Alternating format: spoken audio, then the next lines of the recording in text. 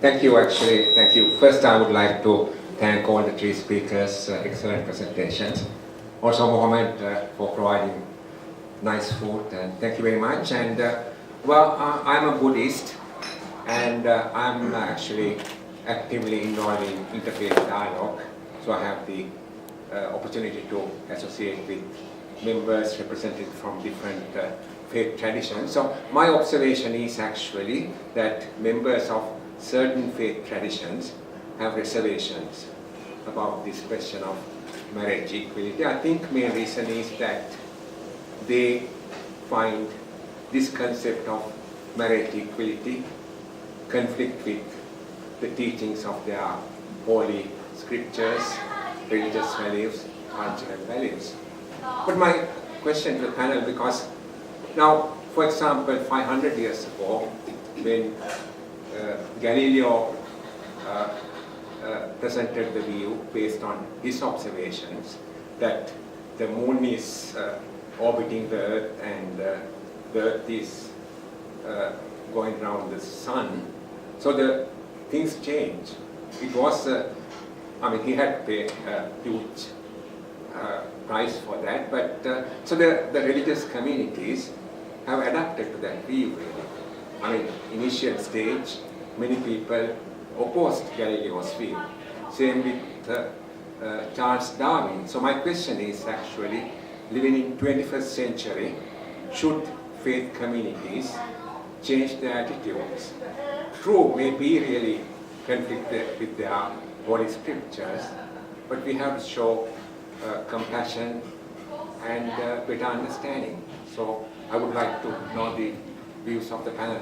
Thank you. Wayne, I'll ask you to answer this one first, if you wouldn't. Sure. It's a terrific question, and I think marriage equality poses a very specific challenge to religious communities. I think part of the challenge is not whether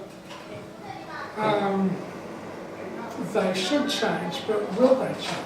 I think there would be a range of religious traditions that will just harden their views. They will draw a very sharp line between the culture and the society in which they live.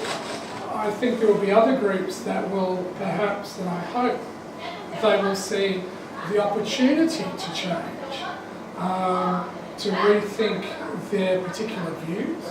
But at the heart of these debates, it's not about knowledge, it's often about loyalty. And what does it mean to be a loyal member of a particular community?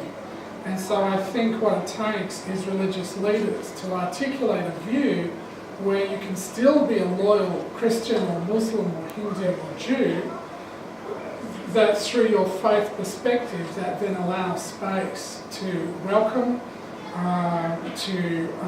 to work with LGBTQI people, even if it's not something that that tradition endorses or recognises. I think there's still opportunity for space to recognise each other with dignity and honour and respect.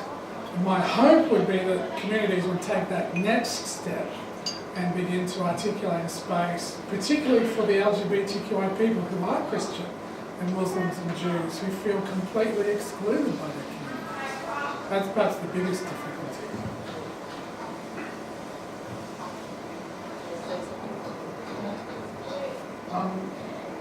This is a vexed question for people of religious belief, or so it seems. I'm not quite sure why that always has to be the case. The traditions with strong religious legal traditions like Judaism or Islam have mechanisms to deal with the legal questions. Groups like Muslims, for example, don't have a clergy, so the question becomes who will determine these questions of law and the evolution of the law. And there are tried and tested mechanisms within the various communities on how this can be done. And without telling people how they should think or how they should determine things, I think what is really important is that perhaps if religious communities can actually turn their mind to these issues in a legal sense, using the scriptures and traditions, and debating these issues, I guess.